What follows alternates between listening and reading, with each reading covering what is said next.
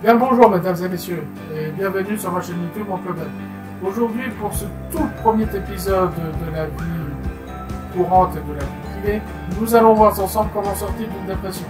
Croyez-moi, il y a beaucoup de travail. Alors cet épisode-là et d'autres épisodes seront liés à mon cas. Oui, malgré que j'avais l'air d'être jovial, comme vous le constatez, j'étais en période de dépression pendant 5-6 mois à peu près. Donc, je vous rassure, si je suis aussi jovial que j'en ai l'air, et c'est le cas, cela veut dire que mes techniques et mes méthodes vont forcément marcher pour vous. Donc, en avant pour le premier épisode, comment sortir d'une dépression. En avant tout, c'est parti.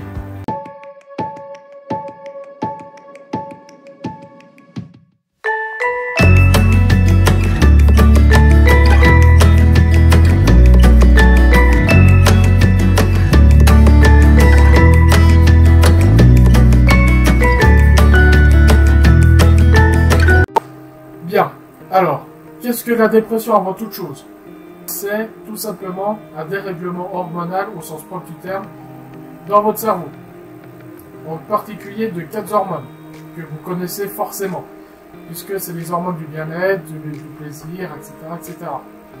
À savoir la sérotonine, l'endorphine, la noradrénaline et la dopamine. Alors, par exemple, comment qu'on devient dépressif? Alors, généralement, c'est suite à un événement familial marquant et majeur, voire même une rupture amoureuse. Alors, je m'adresse tout aussi bien aux femmes qu'aux hommes, puisque le principe est exactement le même. Prenons mon cas, par exemple. Alors, nous sommes le 8 août 2017, alors que je fais cette vidéo, et il y a un an, jour pour jour, pratiquement à plus ou moins 30 jours, j'étais avec mon ex-compagne. On s'entendait vraiment bien. C'était pratiquement pour moi comme pour elle à l'époque, au mois de juillet, l'amour de notre vie. Le seul problème, c'est que le jour de son anniversaire, elle m'a dit bon bah voilà, je te quitte, je t'ai fait cocu parce que je suis attiré par un autre mec, etc. etc. À partir de ce moment-là, que ce soit mon cerveau ou que ce soit l'autre, de toute manière, on a tout exactement le même cerveau. Notre cerveau, à ce moment-là, va interpréter les émotions qu'on vient d'emmagasiner sous forme de flux d'hormones. Et c'est ces hormones-là, qui va nous permettre soit de pleurer, soit de tisser, etc. Donc le cerveau, il va être submergé d'hormones qui vont être dosées de façon complètement aléatoire et de manière anarchique. Moi, je m'en souviens très bien, justement, à partir de ce moment-là, crier de toutes mes forces, genre pourquoi tu me fais ça, machin et tout, alors que ça me ressemblait pas du tout.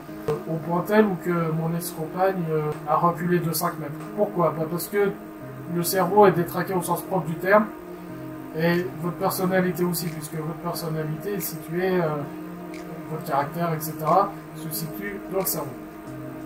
À long terme, une dépression peut être vraiment très toxique et néfaste pour le cerveau, au point de détruire les neurones. À partir de ce moment-là, je suis passé d'une période de dépression pas possible. Je ne suis jamais rentré dans une bulle aussi noire que ça. Alors, pour ce faire, pour connaître les symptômes, je vais faire appel à mon ami, le docteur House. Où est-ce qu'il est? Ah, le voilà. Bonjour, docteur. Vous pouvez me dire les symptômes que composent une dépression, s'il vous plaît? Ah, d'accord. Merci beaucoup, docteur. Les symptômes d'une dépression, c'est quoi? Premièrement, vous vous laissez mourir, au sens propre du terme. C'est-à-dire que vous ne déplacez plus, vous n'avez plus envie de rien faire, vous ne mangez plus, vous ne buvez plus, vous n'avez aucune motivation par rapport à la vie tout court. Alors, mais quand on pense que cela vient de notre cerveau ou que les hormones sont complètement anarchiques et que c'est les hormones du bonheur, en plus du bien-être du bonheur qui sont complètement anarchiques, ça fait peur. Et ça donne à réfléchir. À partir du 15 octobre, je crois, je reprenais mes cours des études supérieures, à un niveau un peu plus qu'à. Je vous ai dit comment faire sortir d'une dépression, etc. Alors, il faut bien savoir que ce soit une dépression ou que ce soit une rupture amoureuse, le procédé est le même. Sauf qu'on va agir différemment.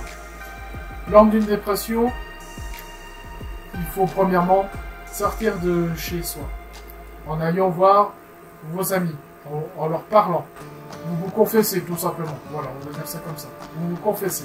Deuxièmement, si jamais vous sortez dans un truc qui vous plaît, mémorisez chaque détail que vous pouvez. Par exemple, en regardant cette vidéo, oh bah tiens, bah, il a Charles Ferrari, il avait une chemise noire, un drapeau américain derrière lui, etc., etc. Croyez-moi, ça a marché pour moi, parce que le cerveau, c'est comme un PC en fait. Mais dès que vous avez trop de mémoire, il supprime tous les anciens. Il supprime tous les anciens pour ne garder que les plus récents, les plus joyeux. Donc voilà. Deuxièmement, marchez. Prenez-les. Moi par exemple qui habite près de la ville de Vacaras et les piscines pour son cristal, on a un cours d'eau qui s'appelle la Meurthe, qui est une rivière semi-sauvage. Sortez le plus souvent possible parce que non seulement vous allez inspirer de l'air frais, non seulement ça, mais en plus cela va vous changer les idées.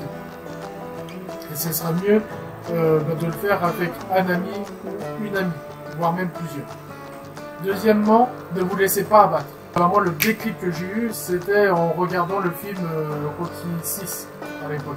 Il y a cette célèbre scène où que Rocky est avec son fils, que son fils lui critique pour son futur combat de boxe, et que Rocky, voilà, il lui dit c'est quelle vérité en face. Mais si jamais tu fais rien dans la vie te brisera, te mettra à genoux. Moi, je me suis dit, ah mais c'est pas bon ce qu'il dit. Ah mais ce qu'il dit encore là, c'est pas du tout con. Ouais, motivation, ouais. Ah. C'est comme ça que petit à petit j'ai repris goût à la vie. Je me suis rasé, j'ai remangé petit à petit, etc., etc. Bref, pour sortir d'une dépression, en conclusion, mes chers amis et amis au féminin, premièrement, ne vous enfermez pas dans une bulle aussi néfaste que moi. Parce que plus vous allez vous installer dans cette bulle-là, pire ça sera d'en ressortir. Croyez-moi. Deuxièmement, sortez le plus souvent possible. Si vous faites du sport, faites votre sport. Parce qu'en plus, le sport va libérer des endorphines et de la dopamine. Donc les endorphines, c'est tout ce qui est surpassé de soi-même. Et la dopamine, c'est le plaisir de faire cette activité-là. Troisième conseil, reprenez à être social.